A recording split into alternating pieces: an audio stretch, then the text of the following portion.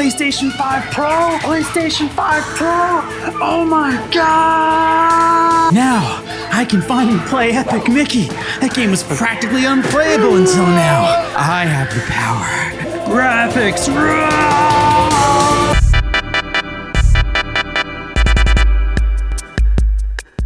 Hi, my name's ScareQuotes. I'd like to ask you a question, if that's okay. Have you ever wondered, with your game controller in hand, playing that brand new AAA game that has been advertised to you for weeks now that you just had to get? Power to the players. On your brand new monitor that you bought last holiday to celebrate because you were a good gamer boy or gamer girl this year. As you saw all of the pixels and all of the colors and all the RGBs and the OLEDs and the rays and the hoodads and the whatsats and the whatevers, whether any of it ever really mattered.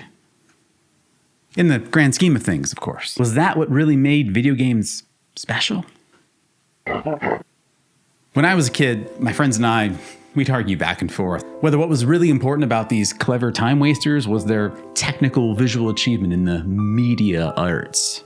You know, some real after-school playground talk. We were real philosophers in our day, of course. On one side of the argument, we'd say that graphics didn't really matter at all. That some of our favorite video games ever made look like a, oh my god, Becky, look at that dog's booty. And not in a good way. That looks horrendous. Shame on you, dog. Bad dog. And on the other side of the argument, we'd say that some of the greatest games ever made pioneered the graphics technology of its time for both consoles, PC, and sometimes both. I mean, were you there when Metal Gear Solid 2, Sons of Liberty dropped on Sony's PlayStation 2 in the year of our Lord, 2001? Let me break it down for you in 5 words. Tanker, chapter. Hard rain. Cough medicine. Both sides of that highly articulate 12-year-old brain debate were right, of course. Graphics both did and did not matter. Two opposing truths can in fact coexist, us philosophers of the playground had discovered. Yes, I do agree, my astute colleague and scholarly rival, Dave. Which means both sides were also wrong. Because the truthy truth lies not on either side of that juvenile spectrum, but something else entirely.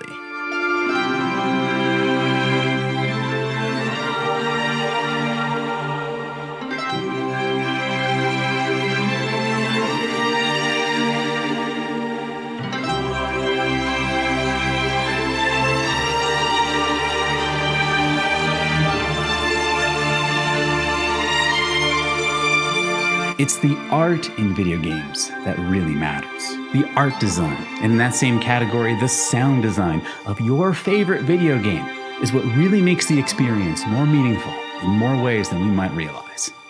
Not the pixels per second, or the amount of rays coming out of your NVIDIA RGB lighting kit. Yo, that's a sick rig, bro.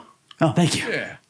Now I hear you. You might be saying nay right now. No, ScareQuotes. You see, you understand. I live for the graphics. I need the technology. I need the pixels bleeding through my eyes, my friend. I see you, sophisticated YouTube watcher, appreciator of the fine arts, such as ScareQuotes YouTube videos and Sonic the Hedgehog fanfiction. But hear me out. Because with love and compassion to you, I believe you might be a little wrong with that dissent. If you'd allow me, I'd love to explain. But first, we have to unpack what are video games in their most basic form. Part 1. What even are video games? For real. No, I'm serious. Please, someone tell me. Please. Sure. So at their core, video games are just units of executable software compiled of thousands, sometimes hundreds of thousands of lines of code mapped to visual and audio assets or references with input logic enabled, waiting for the user to engage. That's us. We're the ones that engage. So like a blank terminal prompt with a blinking cursor, waiting for its user to deliver instructions, the games don't really become alive until we step up to the plate and press go. Or start. Or whichever button is the any button. Oh, there it is. But we can break this down even simpler than that. So if paintings are a visual medium that we indulge with our eyes, and music is an audio medium that we hear with our, you guessed it, ears. And films are an audio-visual medium that you ingest with all of those put together. Then video games as media is the evolutionary next step, comprised of visual, audio, interactive elements. In essence, 3 essential pieces to the Jenga puzzle: what we see, what we hear, and what we feel with our mind and our body, while being granted mechanical choice and player agency. All within the limitations of the physical devices used to experience such media. Or within the limitations of Tetris, whichever comes first. God damn it, Rodney! Everyone knows you save the line piece for when you have an open column. God, why are you so bad at video games? While a lot of time and effort is spent on the game logic component, the master programmers who would make what would otherwise feel clunky be smooth and fast for the player. Thank you, almighty John Carmack, for your gifts to humanity. And the design elements for the developers to achieve their intended goals with countless permutations of exponential challenge. Thank you, almighty Shigeru Miyamoto, for your gifts to humanity. Let me ask you this. Do you remember the exact feeling you had when you learned that the wind-up animation of Ryu's Dragon Punch in Super Street Fighter II Turbo was 8 frames out of 60? Or 2/15 of a second, and was fully invincible during that time, but not afterwards? Was that what got you hyped up and pumped to shout, "I got next"? Is this the first time you're hearing about this fact?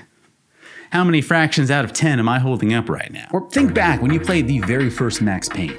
If you were perpetually in bullet time mode while in midair, you couldn't be outright killed, no matter how many bullets hit you. Just reduced to 1 HP until you got back up from the floor. Like a high-risk God mode while in flight. Is that what got your juices flowing? Is that what really mattered in the grand scheme of things? Was Max Payne 2 suddenly unplayable because they removed that feature from the first game?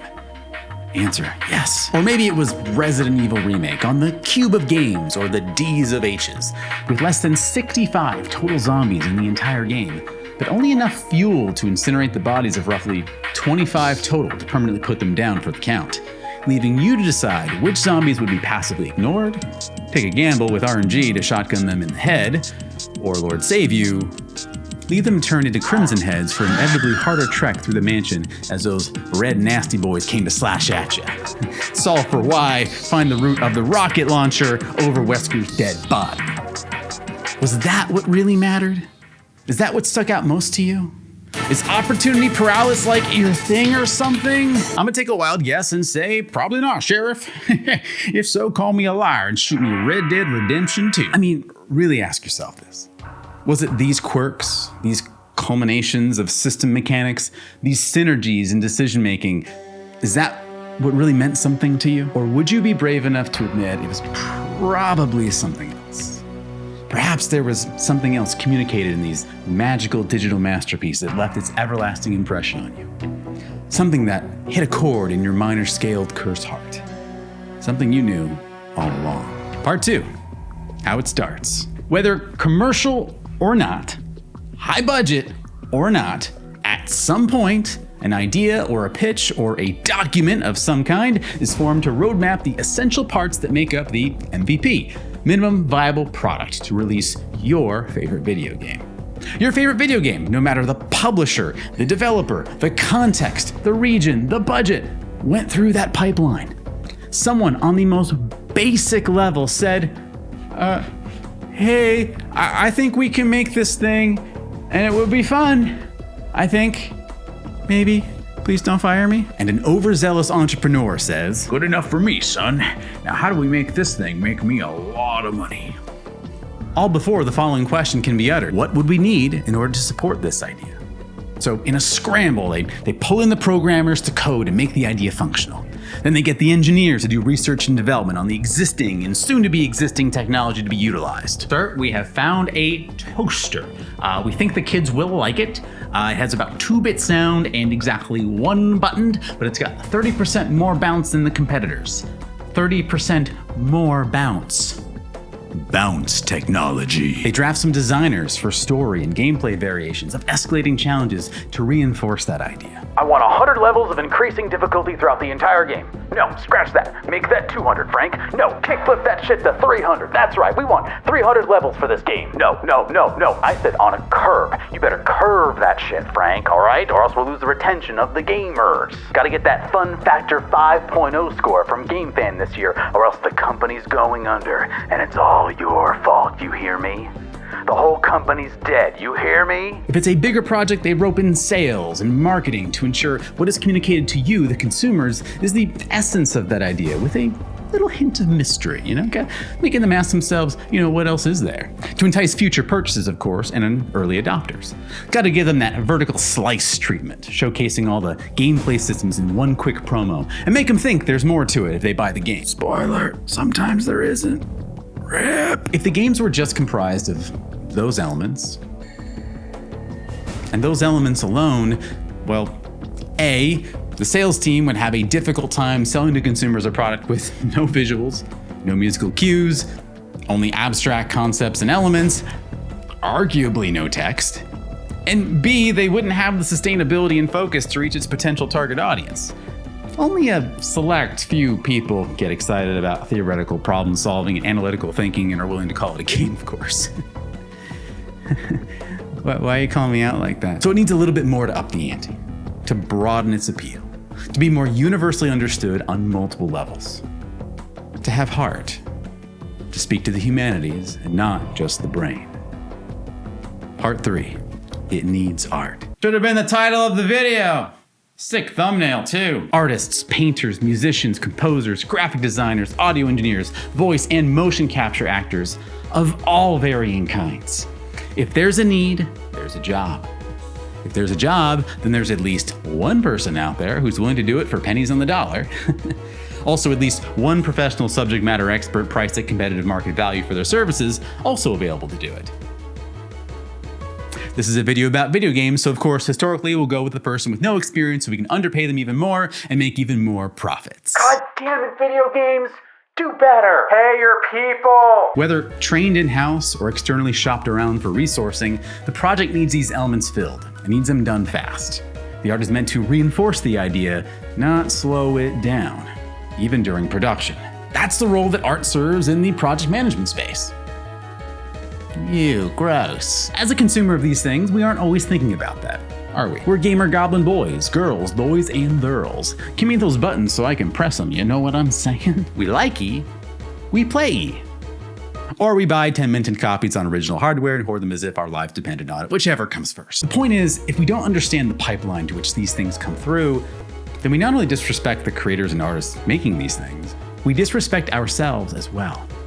Because we're robbing ourselves short of our own appreciation for the things in our lives that matters to us. Like NortonVPN, the sponsor of this video. I'm just kidding. It's video games. It's always video games, all right? All right? Cool down. It's all right. No sponsors in this video, I promise. In the process, we may forget that we aren't actually gamer goblins. Deep down, we're Squishboyz, SquishGirlz, SwuishThoyz and Thirlz, filled up with feelings and things. And the things we love make us feel those things even more. Here's some examples of art in games that you might not have spent more than a whisker's worth of consideration towards, but you may want to now, because, example, concept and promotional art. Sometimes art is made to promote a product after it's already finished. Other times it's made prior to starting development, inspiring animators and 3D programmers in a unified design. Both approaches bring with it different but equally valuable experiences to the player. You might not think that artwork that exists outside of the video game itself would be valuable, but you'd be surprised by the impact it can have. Sometimes a game has incredible concept and key art, the kind that stirs up your imagination after your playtime is over, or even better, entices you to play the game. Who'd have thunk about that? Sometimes the concept art is a springboard for what the in-game assets will represent. Sometimes they represent an ideal of what they would look like if no restrictions in hardware and budget were present. Sometimes the artwork is a one-to-one recreation or stylized render of what you'll see in game. Neat. And sometimes the artwork is impressionistic, stylistic. It communicates an evocative feeling that the player may experience throughout the game. Sometimes the art is minimalistic, sometimes it is detailed. Sometimes the logo or font itself is just as much a part of the artistic expression, taking center stage on some marketing materials. While there can be many instances where the player can be disappointed with what they find, like the artwork didn't properly convey the feelings they'd feel in the game, moments when the emotional connection is made and it's authentic and it's true really creates an everlasting effect. This is especially true when the promotional art matches what is in-game itself. Example, in-game art. To be clear, this is different than just going to a museum in the game menu and loading up the official art for giggles, although those modes are super dope, by the way. Sonic Mega Collection on the GameCube for the win. You know what I'm saying? You know what I'm saying? The real ones know. The real ones know. I mean the assets in the game having an artistic flair as well. This can be overt, like profile pictures, avatars, textures, 2D and 3D elements. What you see in-game isn't just the culmination of a bunch of jumbled assets, but creative decision-making with the resources available to evoke something larger than itself. For every 64 by 64 pixel tile size allowance within an object, there's a developer's wish, deep down, that it could be 64 by 65 for higher definition graphics, and another creative choice that embraces that limitation and makes something new. God damn it, Frank, you know we can't go over 2,000 parsecs or the Zilog 5080 is gonna explode! Do you even remember what happened with Adventures of Babysitting on the NES? We'll get sued, Frank! Sued! When I was working on Forgotten Worlds, I noticed the problem of aspect ratio. The pixels are not square, I told my boss. Impossible. I ordered them to be square, he replied, and called hardware on the spot. The pixels are square, he replied. Later, I protested again, to which my boss replied, it was a calculation error. The detail on Wabbit's Billy Sue sprite should be impossible on the Atari 2600. Van Mai used 2 different monocolor player sprites, face, arms, legs, shoes, and hair, eye, dress, soles, and updated their colors as the image is drawn scanline by scanline down the screen each frame. Embrace it or fail. Adapt or die. It will be done no matter what. That's what these artists have to do every goddamn time. Even as new technology emerges and consumers buy the latest and greatest with their hard-earned dollars, even with those new-spangled pieces of tech, bring with it their own limitations. Higher ceilings? Sure. More bandwidth? Absolutely. Also with it, higher costs and limitations all the same. And they get it done every damn time. Goddamn legends. All of them. I salute you. Example, fan art, which brings us to the folks who played the games that affected them so much, they would turn that fire and emotional elicitation into homage. And some of the fan art would later inspire the very developers of those games, creating with it the circle of life between creator and audience and back again. Wow. And some of these fan artists would later become licensed artists and contributors to major video game releases. I mean, that's pretty neat, guys. It's pretty neat. Pretty cool. I gotta complain, guys. I just want an excuse to showcase some of my good friend's art over here. He's been grinding away on a mutual server of ours, showcasing his daily drawings, and my God, the growth and determination I've seen has been truly inspiring. Plus, I mean, look at this artwork. It's so cool. Go check him out on the social listed here and down below in the description. Cheers, mate. This one's for you. Case in point, fan or not, make that art. It doesn't matter if one person sees it, if nobody sees it, or 1,000,000 people see it. It's worth it. Always. Even if that stuff is made for your ears and not so much your eyes. Example, music. You know the rest. Whether it's the blips and beeps of machine assembly-based games or the orchestral CD quality soundscapes of modern gaming, someone had to make those. They had to fight with the hardware, composers having to learn programming to make the notes sing from the very speakers available to you as the consumer. Or our Raycon earbuds. Now a word from our real sponsor, Raid Shadow Just Legends. kidding. No sponsors. We don't do that here. Whether spooky wookie moments, or emotional heart turners, or bot makers.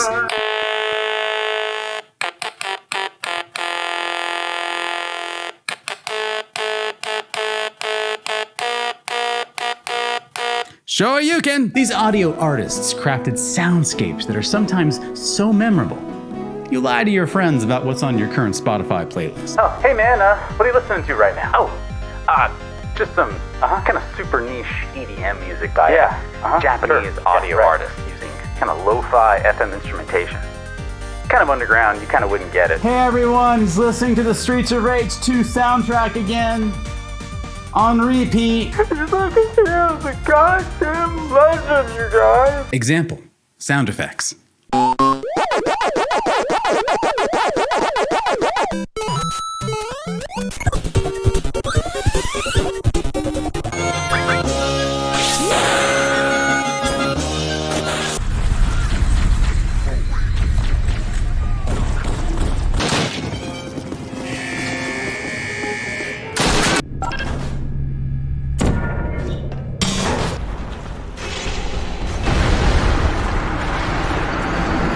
Someone made all of that. Video games are so sick, man. Example, voice acting. Metal Gear, it can't be. Otacon, Meryl, Colonel. Wait for me, Sonic, I'm coming out to save you. Watch out, Robotnik. My name's Sonic and Speed is my middle name. That's funny. I always thought it was the. Die, monster! You don't belong in this world! It was not by my hand that I'm once again given flesh. Let's go! Wario. Waluigi.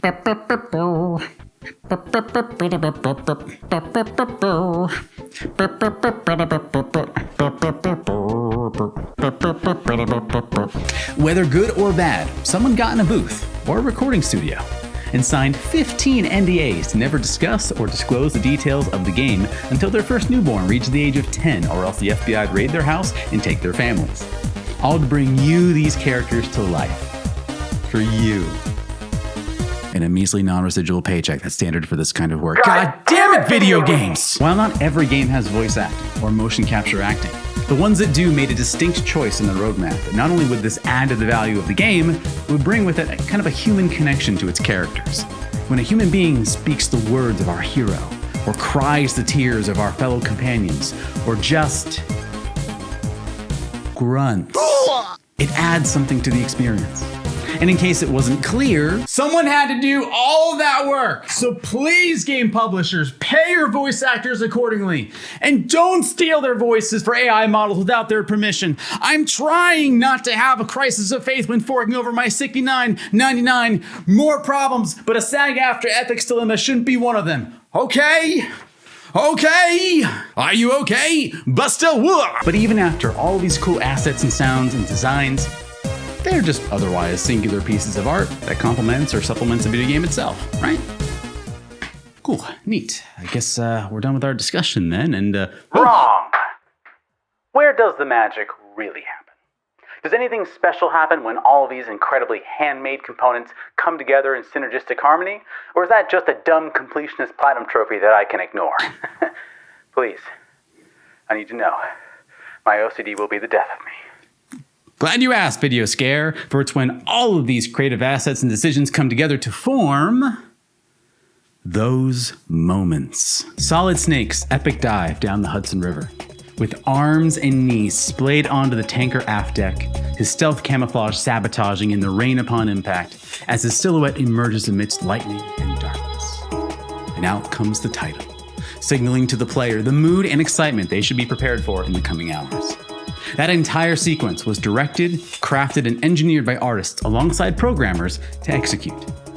Moments like that, and all the components included to make it, are what matters. Ryu Shoryuken through the sky with determination in his voice and flowing bandana in the wind as he takes down a cheeky opponent trying to get a jump in on him. That's what matters. Max's soliloquy as he gets up just one more time after having more bullet holes riddled in his body than Connor McLeod in Highlander 2. All to keep going the distance. That's what matters.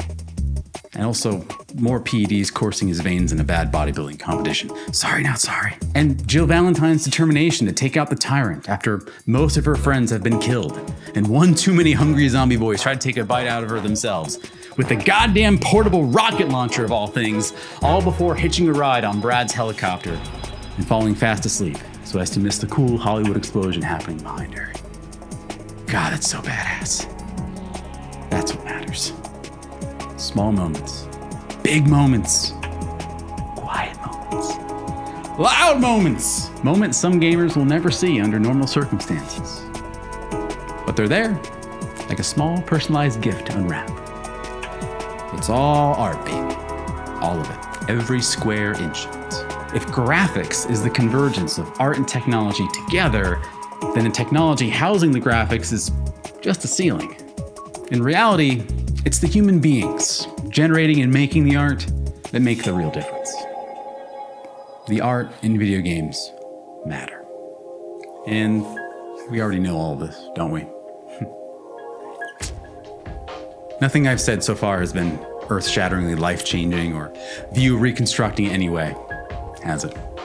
I haven't blown your mind with anything I've said. In fact, I bet if I could see you behind that screen that you're watching this on right now, I'd see you nodding your head along with every point I've made up until now. I know that not because I'm a psychic, but because as human beings, we have a natural inclination to latch on to the communication of other human beings, which is what art is. That's the stuff we like. The communal nature and messaging of other human beings to feel and touch and live experiences of others, all to tell us in as many ways and modalities as possible that we aren't alone. We proactively seek those messages out. We want art. We need art. You know all of this already, whether consciously or not.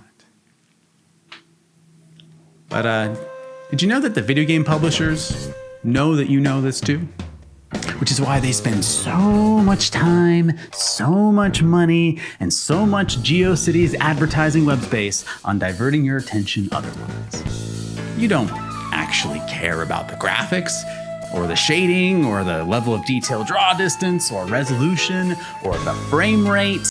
Okay, sometimes you do, which is fair. That's fair. I see you. What you actually care about is the opportunity loss of not being able to experience the new booty shooty, fresh and roll, nat 20 looter shooter, fireball chucker under the circumstances the designers intended.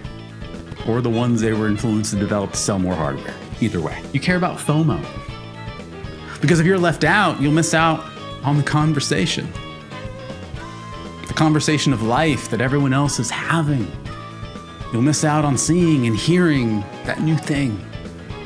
Because if game companies wanted, they could choose not to focus on heightening the hardware advancements to re-energize consumer interest in the industry. We could still be playing on game consoles and technology from yesteryears past, and creatives would find ways to make new and engaging games with limited technology at their disposal. That's not where the market is for commerce in this industry. New and shiny sells. Old and classic is vintage and boutique. So say the market makers in the space to which you or I have very little influencing power to change. Nor would most of us want to do so anyway. Now, I'm not saying we'd be able to play Grand Theft Auto on an NES in the year 2084 or anything. But seriously, check these two games out, right? Baseball Stars Professional, King of Fighters, 2003. One game came out in 1990. The other game, in case you had a hard time following, came out in the year 2003. If that's too difficult, here's a math equation for you. They are from the same video game hardware, same console, 13 years apart in development. Wow. Now, don't misunderstand me. Don't let me or anyone else shame you in your own recreational purchasing decisions. I'm not saying we should all boycott buying new gaming hardware. Let's forget that for every Neo Geo 13-year gap, there is the good old PS1 to PS2 jump scare. Oh my God! It still gets me every time. What I am saying is game publishers want you to forget what it is that you already inherently know. And I want you to try to not let them succeed. On October 31st, 2024, Nintendo released a music app for smartphones, offering users access to popular game soundtracks. As of December 25th, 2024, the Nintendo Music app does not credit any composers, musicians, or other creative stakeholders in its song listings. It just lists Nintendo as the sole music creator. It's the people that make the things that express an idea to you, the player. That's what matters. The sweat equity, the tears, the forgotten names in a sea of talented and creative people that big name publishers want you to forget. That's what matters. It's the creative choices that were made to bring you that one moment you'll never forget. To communicate something greater than ourselves about ourselves that won't ever leave you as long as you breathe. Because here's my final question to you. Have you ever gone back to revisit a game you loved back in your wee lad and lady years, only to be kind of disappointed by how it looked? Maybe you said to yourself, wow, this game has not aged well. Yuck, yuck, yuck, yuck, yuck. Or maybe you said, my God, this game needs an HD remake pronto, am I right? Practically unplayable. Sure, technology evolves and changes, and time and distance does make the heart grow fonder. That's true. What's in our mind for years upon years might get caught in our rose-tinted glasses of Master Miller's gaze. Sure, I get it. But what if the real reason you felt that way had nothing to do with any of that? Maybe you felt the way you did because the art and the music penetrated a part of your heart that left such an impression that was so strong, it was beyond graphics and technology. It presented to you an unshakable message. It stood for an ideal greater than the feeble chips and SanDisks of their time could stand to represent. That message didn't make you forget what these games used to look and sound like. No. The message elevated what was already in your mind. That 240 pixel density felt like an 8K resolution galaxy of expression and idea. Thanks to the execution and creative decisions each stakeholder in the development pipeline contributed towards. In the end, it wasn't about RGB versus composite. It was about how we felt. And we carry that feeling with us through the ages. On September 19th, 2017, the latest installment in the Marvel vs. Capcom series, titled Infinite, was released. Despite earning praise for its multiplayer netcode and combat systems, the game faced lukewarm reception with criticism aimed at its unpolished presentation and unflattering artistic direction. Fast forward to December 20th, 2024, an ambitious fan-made mod revitalized the game's visuals, sparking excitement throughout the community. On release day, the game recorded its highest download activity on PC since its initial launch. Art made for these games are the connective tissue to our own experiential bliss. So whether you're playing on your father's Commodore 64, your uncle's Sega Jenny Drive, or plunking your hard-earned cash down on the Micro Sony Playcast 6000 in the year 2099, do me one favor. That game that you're playing right now, when you get to it, watch the game's credits to the end. Read the names of all the creatives behind the product that just gave you dozens of hours of enjoyment. Pay respect to the people that put the thankless time and effort into those small elements that change the game for you. Wait, do you just do whatever ScareQuotes tells you to do, chump? Yes, I do. If SQ says it, I do it. No questions asked. Praise be my Lord in Treasure Limited. Sure, it might take some time. You might be running late to your daughter's dance recital. You might rather just turn the game off, go to bed, or boot up the next game. But seriously, if you do this one simple gesture, you'll notice something. Not right away, but over time, as you glance at these names scrolling along on your fancy pants gaming monitor, the one you bought last holiday, if you play enough games and keep doing this, at one point, you'll go, wait a minute. I know that name. I saw that name in another game I was playing. and then later, And that one too. I know that one. I know that one. Yeah. and you'll see a connection that wasn't there before. An artist that was speaking a language that only you could appreciate and understand. And a wishlist item on your game store page for the next game. Something you wouldn't otherwise have done because they jumped publishers or developers and it was hard to keep track of who they were. And you know very little about their next project, but you believe in them. And you know that they will deliver whatever it is that they set their heart on. It's the art in video games that really matter. Everything else is ancillary.